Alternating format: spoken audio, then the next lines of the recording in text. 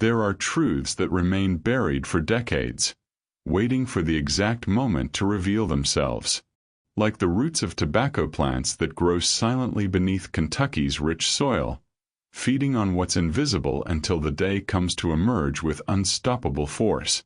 In the valleys of rural Kentucky, where the sun burns the skin and traditions pass from generation to generation, a man was about to discover that his entire life had been built upon an act of love so deep it required the most devastating sacrifice a mother's heart can make. Jacob Carter had grown up as heir to Three Oaks Farm, one of the most prosperous tobacco operations in the region. He had never questioned his place in the world. Until one dry November afternoon, while reviewing old documents in the family archive, he found a letter hidden between the pages of an accounting ledger his grandfather had used decades before. The words written in faded ink with trembling feminine handwriting would shatter all his certainties. But they would also open a path toward a truth that would transform him forever. What Jacob didn't know was that this letter would not only reveal his past, but would initiate a desperate search against time. This is the story of a man who believed he knew his origins and discovered that his entire life had been a gift wrapped in silent tears. This is the story of a mother whose love was so great she had the courage to let go of what she loved most. This is the story of how the pain of the past can become the seed of blessings for the future. Welcome to this powerful journey through the hills and tobacco fields of Kentucky, where destiny weaves stories that touch the deepest fibers of the human heart. Stay with us to discover how one letter changed everything, and how a mother's sacrifice became a legacy that blessed generations. Share your thoughts in the comments about what family truly means to you. Jacob Carter was 32 years old when his world changed forever. He was a man of strong build, weathered by the Kentucky sun, with calloused hands from working the land since childhood. That November afternoon, the heat was stifling. Jacob had decided to organize the family archive, something he had postponed for months. Mr. Samuel, his father, had suffered a stroke 3 months earlier and had insisted that Jacob put all the property's legal documents in order. Among dusty folders and old accounting books, Jacob found a sealed envelope tucked between the pages of a 1991 ledger. The envelope was sealed with no name on the outside, only a handwritten date, April 1991, for when the time comes. With curious hands, Jacob broke the seal. Inside was a 3-page letter written in delicate but firm feminine handwriting. He began to read. To my beloved son, if someday destiny allows you to know these words, my name is Margaret Hayes, and I am your mother. The woman who gave you life but could not raise you. The woman who loved you so much she had to give you away so you could have the future I could never offer you. I was born in a mountain town, daughter of farm laborers who worked other people's land. We were 6 siblings, and I was the second oldest. I learned from childhood that life gives nothing away. At 15 years old, I began working as a domestic employee in Lexington. My salary supported my younger siblings. But I had a gift. My hands knew how to quilt. I met your biological father when I was 19 years old. He was a college student. He promised me eternal love. When I told him I was pregnant with you, he disappeared. His family dismissed me, I lost my room, I ended up on the street. You were born in December, at a charity clinic. You were beautiful, perfect. For 4 months I tried to raise you alone. I worked where they would accept me, slept in borrowed rooms, fought to get milk to feed you. But your health began to deteriorate. The doctor told me it was because of my poor nutrition. I faced the most painful truth. If you stayed with me, you wouldn't survive. A social worker told me about Mr. Samuel and Mrs. Elizabeth Carter, a couple who after 10 years of marriage had not been able to have children. They were good people, they had a prosperous farm, They could give you everything I didn't have. The decision to give you up was like tearing out my still beating heart. But I knew it was your only chance to live. The day I placed you in Mrs. Elizabeth's arms, a part of me died. But another part felt relief because I knew you would be well. The Carters were generous. They gave me money to rebuild my life. With that, I returned to my town and opened a quilting workshop.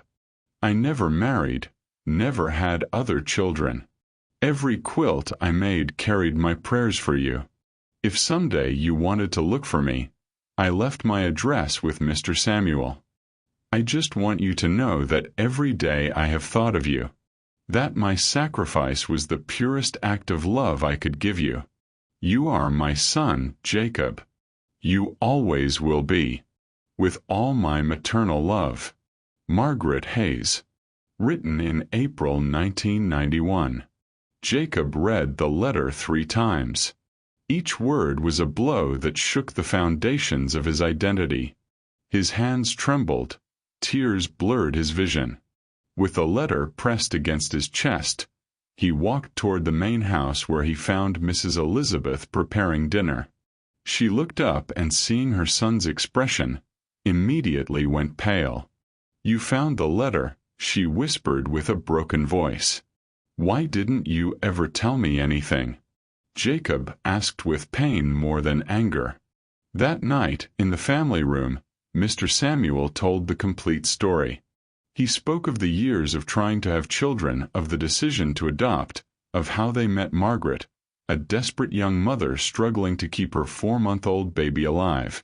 "When we saw Margaret with you in her arms," Mrs. Elizabeth recalled with a trembling voice, "we knew you were our son. But we were also deeply impressed by Margaret. She wasn't an irresponsible mother. She was a young woman who loved you desperately and was making the most painful decision of her life for your good. Why didn't you ever tell me?" Jacob repeated. "Every year we said, next year will be the right time," Mrs. Elizabeth admitted. "We were afraid of losing you. Afraid that if you knew about Margaret, you would want to be with her instead of with us." Jacob looked at both of them. "You are my parents in every way that matters. Nothing is going to change that. But I also need to meet Margaret. I need to thank her for the sacrifice she made." "We understand, son," Mr. Samuel responded. "The last news was 2 years ago.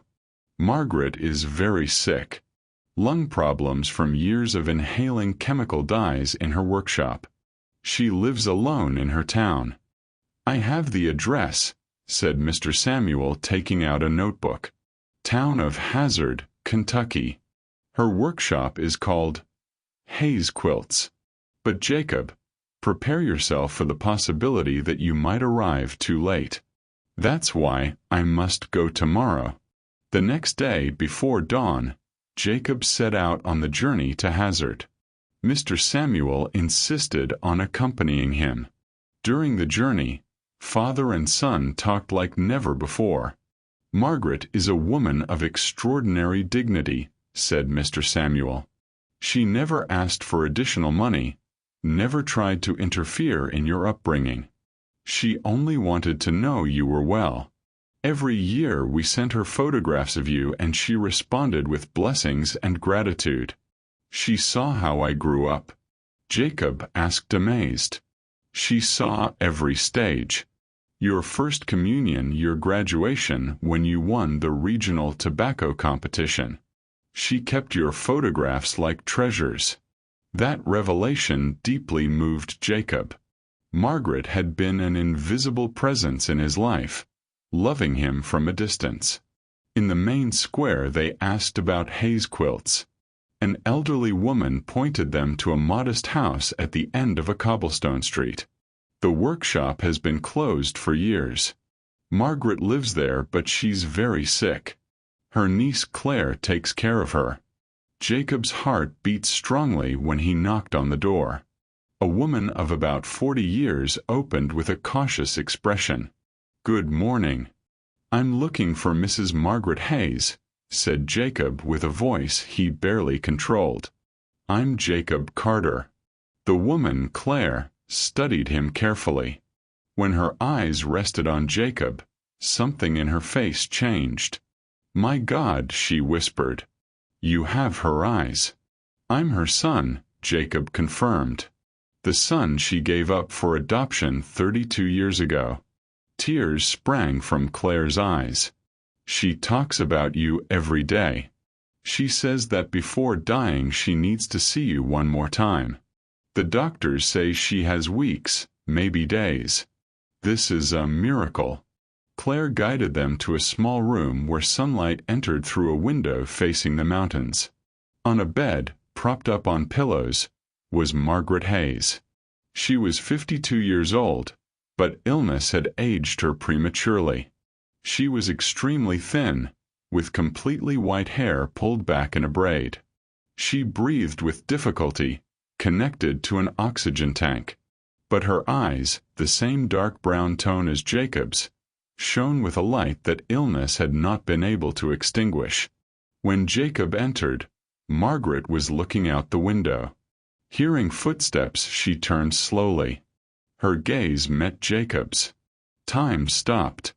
Margaret observed him for long seconds, her face transforming with emotions ranging from shock to disbelief and finally to a joy so pure it illuminated her from within. Her trembling hand went to her lips. "Jacob," she whispered with a hoarse voice. "Is it you, my boy?" "Yes, Mama Margaret," Jacob managed to say with a voice strangled by emotion. "It's me. I came to find you."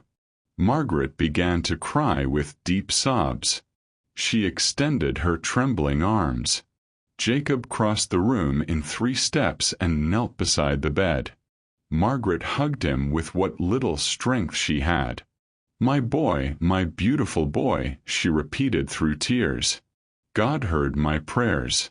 He brought you back to me before I depart."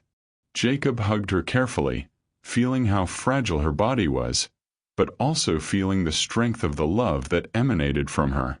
He cried without restrictions, releasing 32 years of unformulated questions.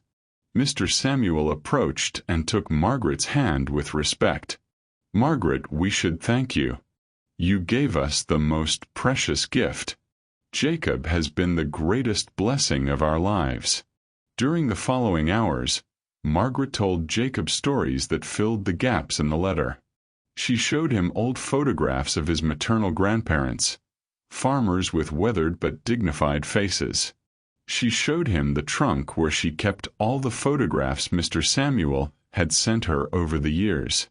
They were organized chronologically in albums, with handwritten notes next to each one. "I never stopped being your mother," said Margaret.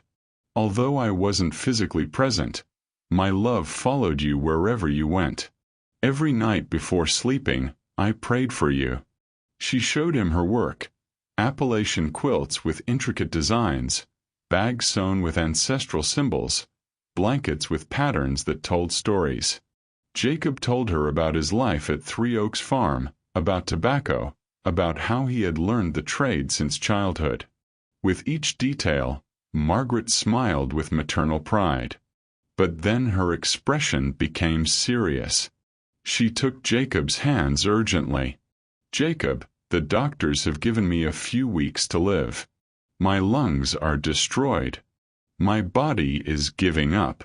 "Don't say that, Mama," Jacob protested. "I've made peace with my destiny," said Margaret firmly. "And now, before departing, I could see you, know that you became a wonderful man. I can leave in peace. Promise me something, son. Promise me you'll be happy, that you'll find a good woman and form a beautiful family. Promise me you'll honor Mr. Samuel and Mrs. Elizabeth. I promise you, Mama. And promise me you'll never forget where you come from, that you'll remember you carry the blood of humble workers who faced life with dignity. Use your privileges to help those who struggle like I struggled. I promise you." Margaret smiled with absolute peace. Then I can depart tranquilly.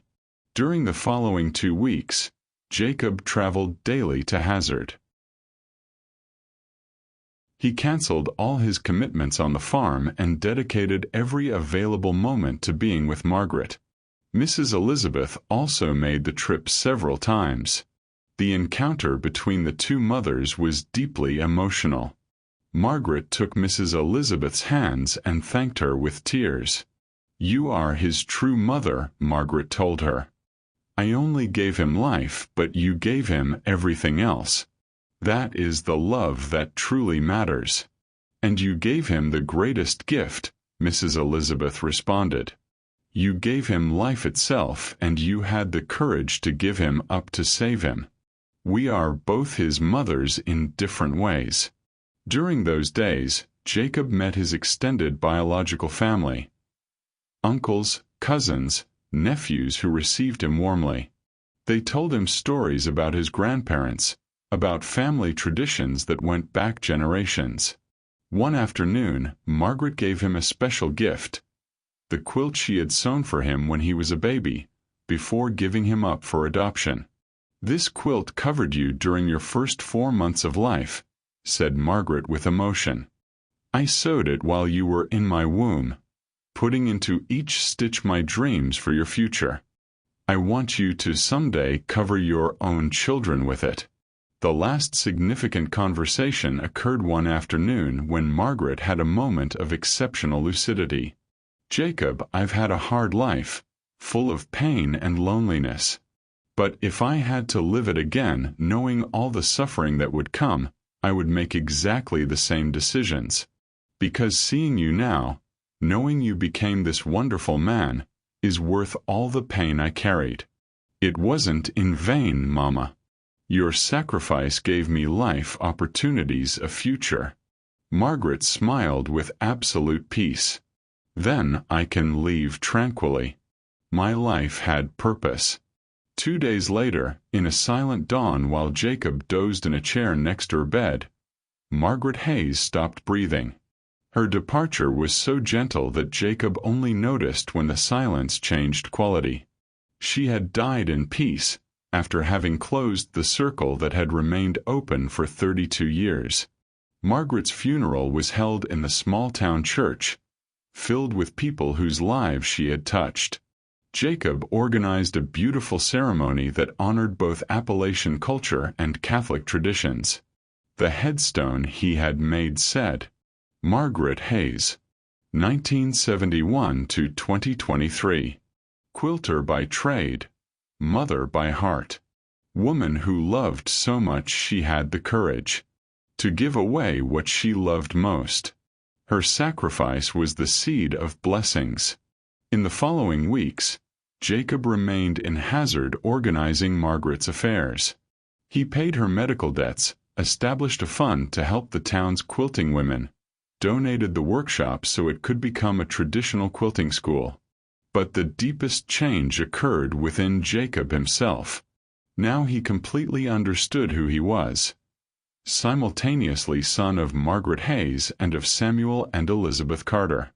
The following months marked a profound transformation in Jacob Carter. He returned from the funeral with a new understanding of his responsibilities. The first thing he did was gather all the farm workers.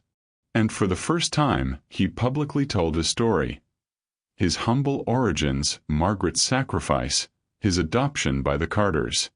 "I'm telling you this because I want you to know that I carry the blood of laborers just like you.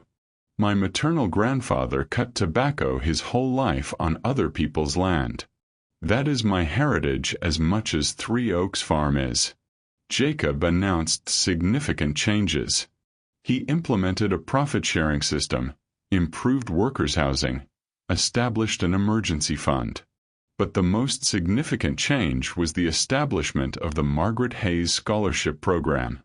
"My biological mother sacrificed her entire life so I could have education and opportunities. Now it's my responsibility to ensure that other young people have those same opportunities. The program offered full scholarships so children of rural workers could study university careers. 9 months after Margaret's funeral, during a regional tobacco fair, Jacob met Sarah Mitchell, a 30-year-old agricultural engineer specializing in sustainable farming. Sarah visited Three Oaks Farm to evaluate possibilities for organic certification. Jacob accompanied her throughout the process, finding himself fascinated by her competence and genuine passion for equitable rural development. At the end of the evaluation, Sarah made an observation that touched his heart. "Mr. Carter, I was deeply impressed by how you treat your workers. The dignified housing, the scholarship program, the profit sharing. These aren't common practices.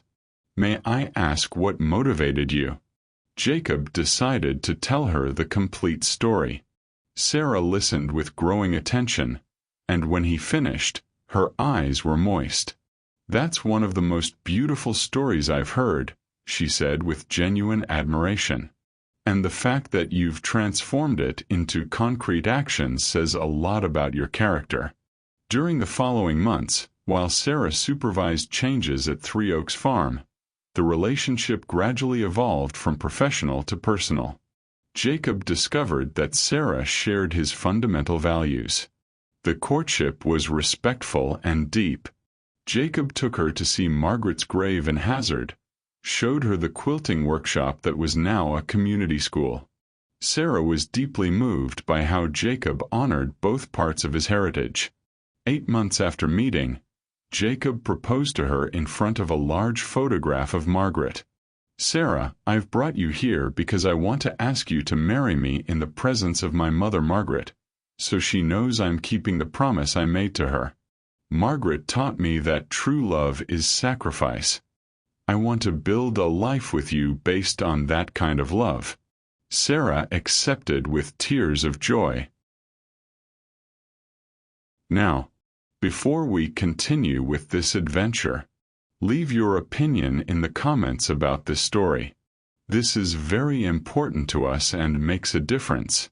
Remember to give it a like and support our work by subscribing to the channel and activating notifications to learn about our new videos, which tell exciting and emotional stories about the lives of rural residents and workers in their daily struggle for the land, teaching us valuable lessons about family and priorities. Stay with us and discover the surprising ending that awaits us. The wedding was celebrated 1 year after the discovery of the letter, in a ceremony that perfectly reflected the integration of Jacob's multiple identities. The religious ceremony was in the chapel at Three Oaks Farm, but the celebration included all the workers' families and representatives of the Hayes family. 2 years after the wedding, Sarah gave birth to their first child, a robust boy with dark eyes similar to Jacob's and Margaret's. They named him Samuel Thomas Carter Mitchell, combining the adoptive grandfather's name with the biological grandfather's name. With the birth of his son, Jacob experienced for the first time the paternal love that Margaret had felt 34 years earlier. He viscerally understood the magnitude of the sacrifice his biological mother had made. "Now I understand why it was so difficult for Margaret to give me up," he told Sarah. "I can't imagine having to separate from Samuel under any circumstances." When Samuel turned 1 year old, Jacob began the tradition of regularly taking him to the cemetery in Hazard to visit Grandma Margaret. "Son," Jacob would tell him, "here rests your Grandma Margaret, a very brave woman who loved your daddy so much she had the courage to give him up so he could have a better life." The Margaret Hayes scholarship program had grown significantly. What began with 3 students now benefited 15 young people annually. The graduates returned to their communities as doctors, teachers, agronomists, multiplying the impact of Margaret's original sacrifice. When Samuel turned 5 years old, Jacob told him the story adapted to his age about his Grandma Margaret. It was a simple but deep conversation that planted seeds of understanding about the value of sacrifice. 10 years after the discovery of the letter, Jacob had become a respected figure in the region, not only for the success of Three Oaks Farm, but for his genuine commitment to equitable development. A daughter had also been born, Margaret Elizabeth, 5 years old, named in honor of both mothers. Both children proudly carried both the Carter surname and the story of Margaret Hayes. On the 10th anniversary of the discovery of the letter, Jacob organized a special exhibition at Three Oaks Farm, a display of Margaret's quilts that he had carefully preserved. The centerpiece was a monumental quilt created collectively by Margaret's former students. It visually told the entire story, from Jacob's birth to the reunion, passing through the separation and sacrifice. During the opening, Jacob gave a speech. 10 years ago, I found a letter that changed my understanding of who I am. That letter led me to meet an extraordinary woman who sacrificed her happiness to give me opportunities. Margaret Hayes taught me that true love is measured not by years shared but by the willingness to do what's best for those we love. But Margaret taught me something more. That love has multiplying power. Her sacrifice not only benefited me, but has become a blessing for hundreds of families through the scholarship program. Her love continues bearing fruit 10 years after her death. After the speech, Jacob brought his 2 children in front of the monumental quilt. My children, he told them solemnly, someday you will inherit Three Oaks Farm. But more important than inheriting land or money, you're inheriting a story and a commitment. The story of your grandma Margaret teaches you that we all carry the capacity to make extraordinary sacrifices for love. That night, after everyone had gone, Jacob walked alone to the small family altar where he kept a photograph of Margaret. Mama Margaret, he said quietly, 10 years have passed since I found you and 7 since you departed. I want you to know I've kept all my promises. I formed a beautiful family. The scholarship program has helped more than 80 families. Thanks to you, I learned that true wealth isn't measured in acres of tobacco but in lives touched, in families strengthened, in love multiplied. You planted a seed 34 years ago. That seed grew into a tree whose branches bear fruit for hundreds of families. Rest in peace, Mama. Your sacrifice was not in vain. Your love is eternal. Jacob went out and walked toward the house where Sarah and the children awaited him. The full moon illuminated the tobacco fields with silver light. For the first time in 10 years, he felt the circle was completely closed. He was a man who completely knew his story, who honored both strands of his heritage, who had transformed painful revelation into actions that benefited others. He was son of Margaret Hayes, the quilter who loved so much she was capable of renouncing her happiness. And he was son of Samuel and Elizabeth Carter, who had raised another's child as their own blood. But more than any definition, Jacob Carter was simply a man who had learned that love is the only inheritance that truly matters, because it's the only one that multiplies when shared instead of dividing. And that was the lesson he would transmit to his children, and they to theirs, in an infinite chain of love that had begun with the sacrifice of a humble quilter in the mountains of Kentucky. The true value of a life is not measured in years lived or riches accumulated, but in love shared and sacrifices made for the welfare of others. Margaret Hayes lived a life marked by difficulties, but her decision to give up her son to ensure him a better future was an act of love so pure that its consequences blessed generations. Maternal love, in all its forms, is the most transformative force in the universe. Sacrifice made for love is never in vain. Seeds planted with tears produce harvests of blessings that feed future generations.